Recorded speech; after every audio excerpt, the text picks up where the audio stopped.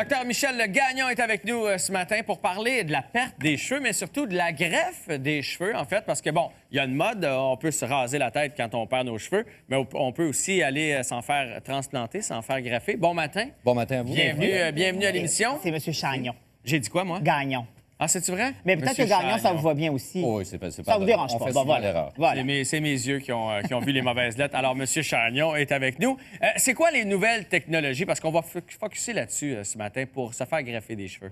En fait, on a parlé souvent de la greffe de cheveux. Le principe est simple, c'est de prélever des greffons, des follicules qu'on va transférer au niveau de la zone receveuse.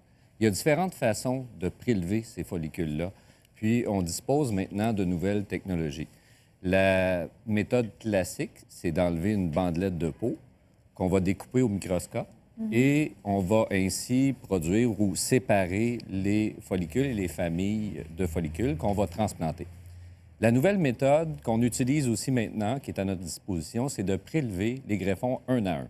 Okay. Donc, au lieu d'enlever une bandelette, on va utiliser un instrument qui nous permet de les enlever un à un. L'avantage de ça, c'est d'éviter d'avoir une cicatrice linéaire. Okay. Comme on voit sur le schéma, comme on voyait sur le schéma. Le schéma. Il est passé trop vite. Donc, on illustre ici la technique de bandelette, où on enlève la bandelette, on découpe les greffons au microscope et on les implante. Okay. Donc, ça génère une cicatrice, comme je disais, qui, elle, va être camouflée dans les cheveux. Ouais. Si on veut éviter cette cicatrice linéaire, comme vous disiez tantôt, pouvoir se raser, pouvoir couper les cheveux très courts et pas avoir cet inconvénient-là, on utilise cet instrument-là. On a ici... Ça va chercher quoi, cette machine-là? Cheveux par cheveux, dans le fond, c'est ça? En fait, c'est un instrument pour les prélever. C'est la main du chirurgien qui va l'actionner, l'instrument. C'est très simple. Donc, il va décider ce qu'il va aller chercher. C'est un instrument rotatif avec un petit poinçon de 1 mm. OK. Donc, on va faire une incision circulaire autour du follicule de 1 mm de largeur. Donc, c'est très, très précis et on va les extraire un à un. C'est sous anesthésie locale, ça? Sous anesthésie locale, oui, c'est sans douleur. Et après ça, est-ce qu'on les replante tout de suite? On les enlève là, puis on les met là avec le même on les met dans instrument, une solution glacée. Puis l'implantation est la même, peu importe la technique. L'implantation, c'est on fait un petit trou d'aiguille, puis on utilise une petite pince, puis on pousse le greffon à l'intérieur. Puis en combien de temps on peut faire ça? Alors, cette technique-là est beaucoup plus laborieuse. On va prendre beaucoup plus de temps à faire une greffe de cheveux. Normalement, une séance, on fait en moyenne 1200 greffons, ce qui représente à peu près 2500 cheveux en 4 à 5 heures. Wow. Avec cette technique-là, ça prendra toute la journée pour faire 1000 greffons. Okay. Donc, c'est plus long, plus laborieux, d'où, si vous voulez, un peu l'incitatif à développer d'autres instruments. Vous allez voir, les gens vont voir sur Internet, on a maintenant robotisé le prélèvement. Il existe des machines qui sont... Ce qu'on voit en ce moment. On a l'exemple ici sur l'écran. Donc, ça s'appelle Artas. C'est un robot qui, en fait, va prélever les greffons. Donc, c'est le même principe. Donc, le même principe que ça, mais avec un robot.